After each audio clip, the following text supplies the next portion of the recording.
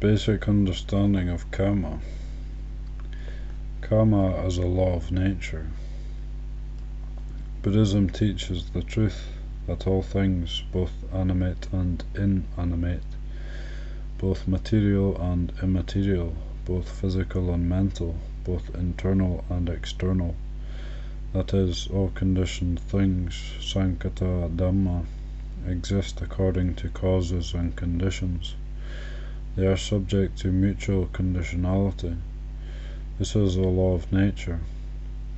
The Pali term for such law of nature is niyama, which literally translates as fixed with certainty, mode of certainty, rule of certainty, or possessed of a certain orderliness. When specific causes and conditions are present, things must proceed in a certain way.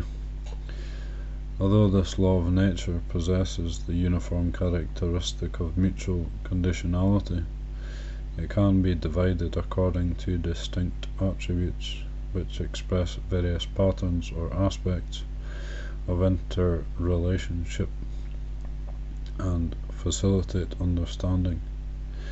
Based on a Buddhist line of thinking, the commentaries describe 5 distinct laws of nature, niyama. 1. Utu niyama, law of energy, law of physical phenomena, physical inorganic order, physical laws. This refers in particular to the external environment and to alterations in physical matter. Example, the weather and seasons, the fact that water, soil and fertilizer assist the growth of plants, the fact that the lotus blossoms open during the day and close up at night, the process of sneezing and coughing, and the fact that all things are subject to corrosion and decay. The focus by the commentaries here is on alterations induced by heat and temperature. Bija niyama, genetic laws, law of heredity, laws of reproduction, physical organic order, biological laws. For example, the fact that a specific plant will produce a specific fruit. A mango tree, for instance, will always bear mangoes. 3. Chitta niyama, psychic law, psychological laws, the laws of nature pertaining to the functioning of the mind. For example, when a sense stimulus contacts a sense base, cognition arises. The passive state of mind, bhavanga chitta, is shaken uninterrupted. There is adverting of the mind, avajjana, seeing, hearing, etc., acceptance, sampati chana, judgment, santirana, etc. Specific mind states may be accompanied by certain mental concomitants, cetasika, whereas they may not be accompanied by others. 4. Kamma niyama, law of Kamma, order of act and result, karmic laws, moral laws, natural laws pertaining to human behavior. More specifically, this refers to the process of intention and the process of conceptualization, along with corresponding results of these mental activities. For example, if one performs good actions, one reaps good results. If one performs bad actions, one reaps bad results. 5. Dhamma niyama, general law of cause and effect, order of the norm, the law of nature pertaining to the interrelationship and mutual conditionality of all things. For example, all things arise, are sustained, and come to an end. It is the norm that human beings are born, age, fall ill and die. The normal lifespan of human beings at this time era is roughly 100 years, regardless of whether a Buddha appears or not. It is part of the natural order that all things are impermanent, dukkha, subject to pressure, and non-self, anatta. The first four kinds of laws are in fact included in the fifth law of Dhamma Niyama, or one can say that they are divisions stemming from this law. The definition of Dhamma Niyama encompasses all five kinds of laws. It is accurate to say that Dhamma Niyama is the chief, overarching law. In this case, some people may argue that if one is going to list subsidiary laws in detail, then this list should be exhaustive. Why does Dhamma Niyama remain along with these four subsidiary laws? This can be answered with a simple analogy. When the entire human population of a country is described, it may be divided into government leaders, civil servants, merchants, and the general populace, or soldiers, police, civil servants, students, and the general public. Indeed, the terms general populace and general public can refer to all individuals in society. Civil servants, businessmen, soldiers, and students are all part of the general population. The reason why these individuals may be distinguished from the rest is because they have unique attributes which the person making the division wishes to emphasize, depending on his or her objective. On each occasion, the term general populace or a similar term is used to incorporate all the remaining individuals. The description of the five natural laws can be viewed in the same way. It is not our task here to examine whether other subsidiary laws should be added to this list. The commentators selected these five in accord with their own personal objectives. Moreover, the four subsidiary laws are all incorporated in the factor of Dhamma Niyama, as just explained. The point of interest here is to examine the true significance and purpose of describing these five laws. Here are a few points to consider. First, this presentation provides a cogent view of the Buddhist way of thought, describing the causal nature of everything in the world. Although these five natural laws are distinguished from one another, the primary emphasis is on mutual conditionality. This provides Dhamma practitioners with a clearly defined principle for study, practice, and understanding. They need not get caught up in debate whether a creator God alters the natural flow of conditions, deviating from the norm, unless one considers that God simply participates, like other conditions in the natural process. Some people may object here and voice the opinion, without a creator of these laws, surely they could not have come into existence. One need not get caught up in such questions, which only mislead and beguile people. If one accepts that things exist according to their own nature, then it must proceed in a certain way. Things have always proceeded in conformity with their naturally dictated course. It is impossible for them to proceed other than by mutual conditionality. Human beings observe and understand these patterns and proceedings and refer to them as natural laws, but whether they are distinguished and labelled as laws or not, they exist all the same. If one insists that someone must have created the laws of nature, then one is faced with all sorts of troubling questions like, what laws dictate the actions of Creator? And who supervises the Creator? If in reply one claims that the Creator acts entirely by his own will, then surely he is able to change the laws according to his whim. Some day he may alter the laws and create chaos for human beings. Indeed, if such a creator of natural laws were to exit, and he is endowed with compassion, he would change some laws in order to assist people. For example, he would prevent the birth of handicapped, crippled, or mentally impaired people. Second, when one divides the law of causality into subsidiary laws, it is important not to attribute resultant phenomena as belonging exclusively and categorically to one particular law.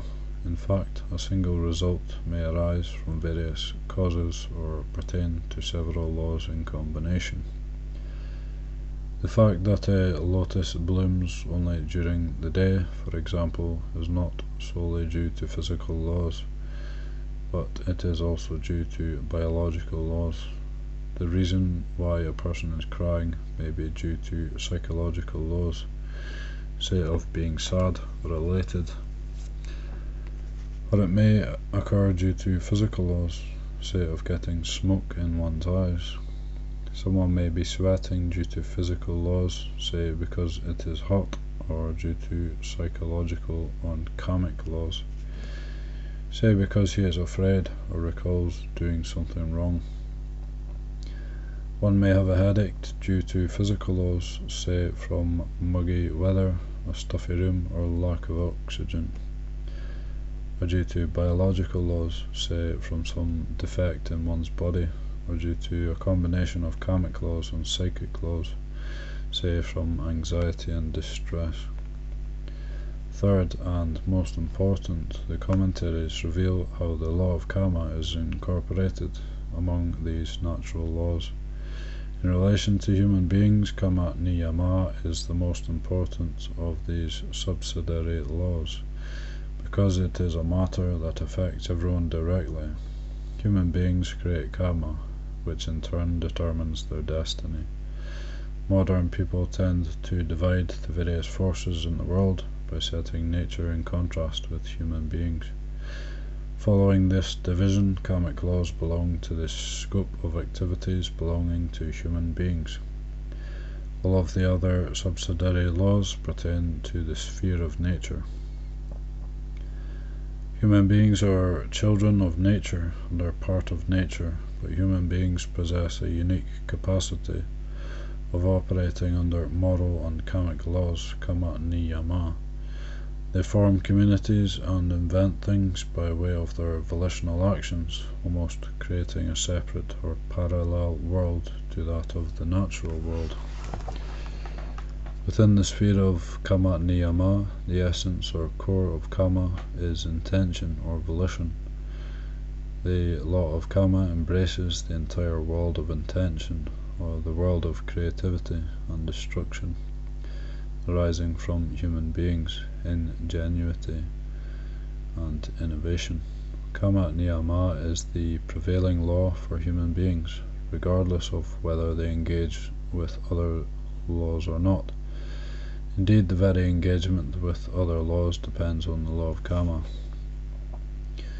The domain of volitional activity enables human beings to influence, alter, and create things. More accurately, the participation by people as one cause and condition within natural processes, to the extent that they claim to be able to control or defeat nature, is dependent on the law of karma. People intentionally engage with other laws existing within this sphere of nature, studying them and acting accordingly, or deriving benefit from them. For this reason it is said that intention determines and shapes the natural world. Furthermore, human intention determines social interactions. Besides shaping social interactions and behavior in relation to external things, the environment and nature in general, human beings, and more accurately human intentions, have an effect on people themselves, shaping their personalities and determining their fate. The law of karma encompasses the world of intention and all forms of human creativity. It is the key factor in moulding each individual's life. It determines the course of human society and all human creative and destructive activities. It is the basis on which people engage with other laws in order to control the natural world. For this reason, great emphasis is given in Buddhism to the principle of Kamma. The Buddha said, "The world exists according to Kamma. Kamuna watiti loku." Kamma is thus a vital teaching in Buddhism. The inclusion of Kamma Niyama in the group of 5 laws also indicates that the law of Kamma is simply one of several laws of nature. Therefore, when a phenomenon occurs, or when someone experiences some form of affliction, do not wrongly presume that it is solely due to Kamma. The Buddha's quote above, "The world exists according to Kamma," refers to the world of living beings, or to the world of human beings. In other words, Kamma governs and determines human society. In sum, Kamma Niyama is a subsidiary law of nature, but it is the most important law for human beings. Apart from the 5 aforementioned laws, there exists another law pertaining exclusively to human beings. It is not inherent in nature, nor is it directly connected to nature. This refers to those laws and conventions set down by human beings themselves in order to regulate social behavior and to promote social well-being. These social prescriptions include policies, rules, pacts, legislations, traditions, customs, disciplinary codes, etc. One may affix this 6th law as an appendix to the 5 laws of nature mentioned above. For the sake of convenience, one may designate a similar heading for this group of social prescriptions to those laws of nature. Yet one needs to be aware that this so-called 6th law lies outside and apart from the group of 5 natural laws. There are many such headings to choose from, including Sangama Niyama, social law, Sangama Niyamana, social practice, Sammati Niyama, conventional law, and Panyati Niyama, prescribed law. All 4 of these example headings make it clear that they are referring to human laws rather than to natural laws. The first 2 terms refer to social prescriptions. The 3rd term refers to human conventions, to those mutual agreements established in society. The 4th term refers to human prescriptions and stipulations. Here in this text, the term conventional law, Sammati Niyama, is used to refer to these man-made laws. These social criteria and guidelines are fashioned by human beings. They thus result from intentional actions and are related to the law of Kamma, Kamma Niyama. Yet they are supplementary to the law of Kamma. They do not constitute Kamma Niyama per se. They are not characterized by mutual conditionality, nor are they aspects of natural truth in the way that Kamma Niyama is. Because they overlap with the law of Kamma, the difference between the 2 tends to cause confusion, which in turn leads to numerous debates and misunderstandings amongst people. Because these 2 kinds of laws, the law of Kamma, Kamma Niyama, and conventional laws, Sammati Niyama, have the greatest bearing on human beings, it is important to point out their distinctive attributes. First, Kamma Niyama is a law of nature dealing with human actions. Conventional or social laws were established by people themselves. They are related to the laws of nature only to the extent of being a result of human intentional activity.